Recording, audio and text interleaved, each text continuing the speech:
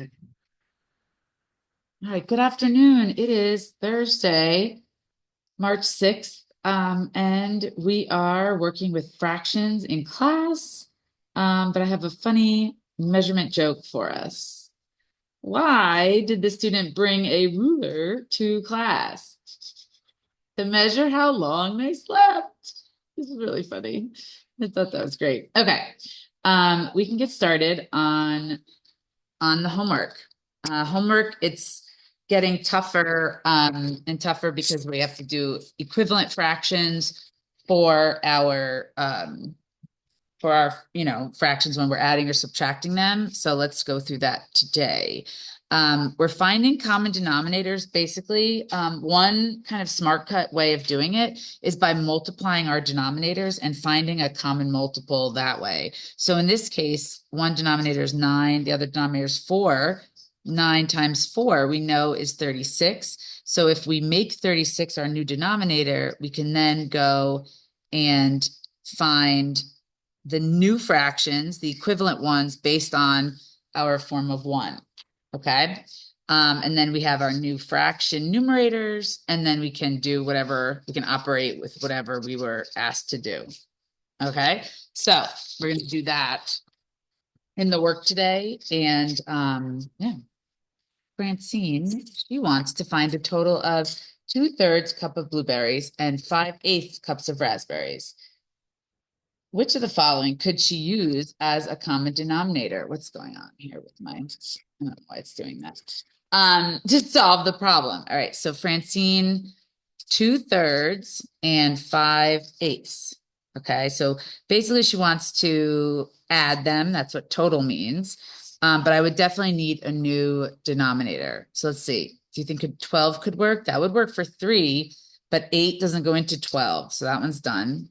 15 would also work for 3, but 8 doesn't go into 15. So that's not going to work for us either.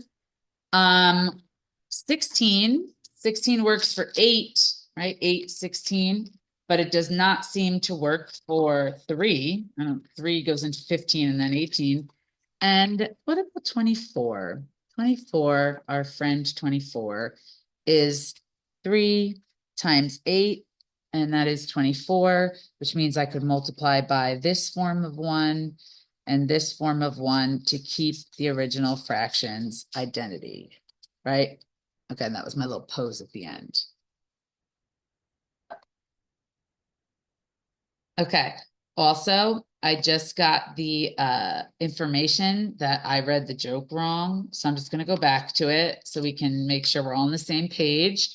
It said, why did the student take a ruler to bed, not to class, to measure how long they slept? Funny. Okay. Back to our regularly scheduled programming. All right, but we did pick 24 as our denominator because both 3 and 8 go into it. And so I'm just going to use the most specific, beautiful math vocabulary I can for that. 24 is a multiple of 3 and 8. Okay. All right, next one. Matthew ran 3/8 of a mile and then walked 6/5 of a mile. So that's like more than 1 mile.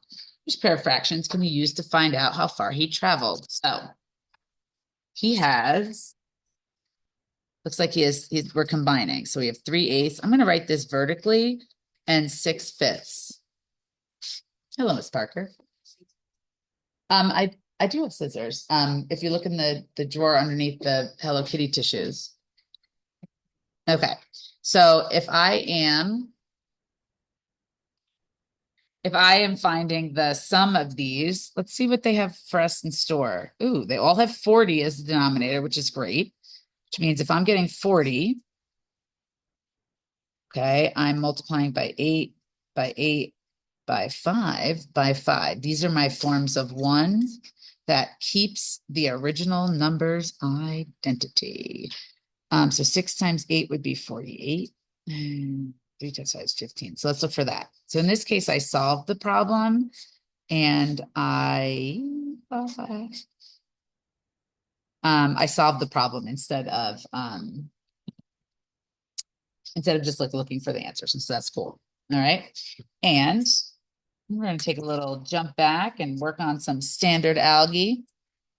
23 times 5/10. I love this. 5 times 3 is 15. Carry 5 times 2, 10 plus 1. That's 11. 11/10 looks like this. I'm sorry. 115/10 looks like this. All right. This one is 7/10 times 9/10. I'm going to get 7 times 9 and tenths times tenths. 63 hundredths, right? And that looks like this. Hello. All right, this is 78 tenths times 6/10. Okay, 8 times 6, 48, 42, 43, 4, 5, 46. And we have tenths times tenths, which is hundredths. So I have 4 and 68 hundredths, and that's what it looks like overall. Okay. All righty, here we go. Back to fraction. I like that we kind of intersperse them, so that's helpful. Okay, so we're going to find the value using a strategy that makes sense to you. I'm going to set them up, and I want everyone to set them up this way, and we'll do this in class again tomorrow. We're going to set them up vertically because we're able to show the equivalent fractions to the right and then still add them like up and down. So we'll use a bunch of vertical space here. So if I have 7 and 3 and I'm thinking, well, they're not the right size, why don't I find my new denominator by multiplying the two current denominators. So that's going to make 21. 21. I mean, if you knew how long kids have been saying that and talking about that, it used to be a Vine, which you don't even know what that is because it's before you were even born. That's how long I've been hearing kids say 21 in the classroom. 7 times 3 is 21. 5 times 3 is 15. It's unbelievable how that has lasted so long. So now I have 15 plus 14. That's 29 21s. And that's correct. But I could also say, oh, I have one set of 21 over 21 and 8 out of the next set of 21. All right, so those are both correct. And my denominator became 21 because of the two current denominators. 21. All right, anyway. I have 5/8. Again, I'm going to set this up vertically, and I'll help us practice this tomorrow. And in this case, I'm not going to multiply them because 8 and 6 have other common multiples.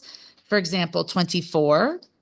So I'm going to put 24 over here, and I'm going to work on figuring out what number is going to get me there. 24 divided by 8, which is 8 times 3. Then numerator has to be multiplied by the same number because that is a form of 1. And then 24 divided by 6, 4. 4, what's good for the goose is good for the gander. And here I have 15. And then this is subtraction. So really it's 15 minus 8 over 24. That is 7/24. And that's it. Okay. Next one. I have 3/5. And again, writing them vertically, I really want you to do that. I think it's going to make all the difference in the world. Plus 6/7. My denominator is going to be 5 times 7, which is going to be 35. 35. Okay, and then I'm going backwards. 7 times 5 times 5. This is times 5 divided by 5 is 1. Anything times 1 keeps its identity. Pose. Backwards. 21. And then I'm adding them. 21 again. 51 over 35. And that is perfectly acceptable. Or I could turn that into a mixed number. I have 135 and 51. And interesting. Oh, and I have 16 left over. We're in fraction world, so I don't have to turn it to decimal. So that also equals 1 and 16 over 35. Okay, that's also correct. All right, next one. I think there's a freebie coming up here. I have 17 20ths minus 3/4. Freebies are ones that you do not have to convert into a new denominator. So this is a freebie, 17 20ths. This one isn't, but my new denominator is going to be 20. because that's what I have here. 3 times 5 is 15. And I have 17 minus 15 over 20, which is 2/20ths, or you could have 1/10. And we'll talk about that after, but 2/20ths is beautifully perfect. Correct. All right, here we go. All right, so we have 4 and 2/10 divided by 6/10. I'm going to go about this power of 10 way, going directly to my divisor, just like Miss Musa says. And I'm going to multiply them both. I'm not doing standard algorithm here. I'm shifting them to the left because I'm multiplying. So then this, and I'm rewriting this problem. 42 divided by 6, that's 7. Because this equation or expression is has been like manipulated or like modified the same in both spots, I'm good to go to take this answer for the original. And that's it. Okay. Again, going directly to my divisor, and I got 2 decimal places here, multiplying by 100, and I'm going to get, in this case, 375 divided by 25. So I know that there are 4 25s in 100. So 4, 8, 12, 13, 14. Looks like it's going to be 15. Okay. And I'm just going to check it because I'm just trying to show you all examples of math. 10, 11, 12, dust, 5, divide, and 2. Okay, 375. So 15 is definitely correct. Because I multiplied by 100 in both spots, the 15 is also the answer to the original expression because this was equivalent. All right, next one. This tripped us up in class today. So I was good. I was happy to know it was on, I remind myself it was on the homework. I have to start with my divisor here. And so I'm going to multiply this by 10. But I can't just do on one part, right? What's good for the goose has to be good for the gander. So I'm going to get 720 here divided by 9. And that, my friends, is 80, which means that there are 80 sets of 0.9 in 72. There has to be more than one because 9/10 is less than one. Okay. Last page, last page. Here we go. Yes. All right. So we are practicing to make fractions equivalent because we need to do that to add and subtract them. So I have 3 times 3, 2 times 3. This is 6. The answer is 6. 5 times 4, I'm going backwards. 4 times 4, the answer is 16. 35 divided by 7 is 5. 8 times 5 is 40. 4 times 4 is 16. 3 times 4 is 12. 12 divided by 6 is 2. 5 times 2 is 10. 30 divided by 10 is 3. And 9 times 3 is 27. 14 divided by, oh, here we go. 14 divided by 2. Nope, 14 divided by 7 is 2. So 6 times 2 is 12. 10 divided by 2 is 5. It's 5. 1 times 5 is 5. 24 divided by 8 is 3. 9 times 3, 27. 36 divided by 12 is also 3, so it's times 3. And 11 times 3 is 33. Okay. Please go back and check. Equivalent fractions are really, really cool things. Equivalent expressions also just like really help us work with math. And that's actually a lot of the big part of math. Have a great night. Tomorrow we do have homework, so just prepare yourself. Our exam is in 2 weeks. And it's a 2-day exam. So just we will have homework tomorrow, study guide coming. We're gonna start to like ramp it up. But you kids got this. And if you're curious about how long you slept, just take a ruler to bed.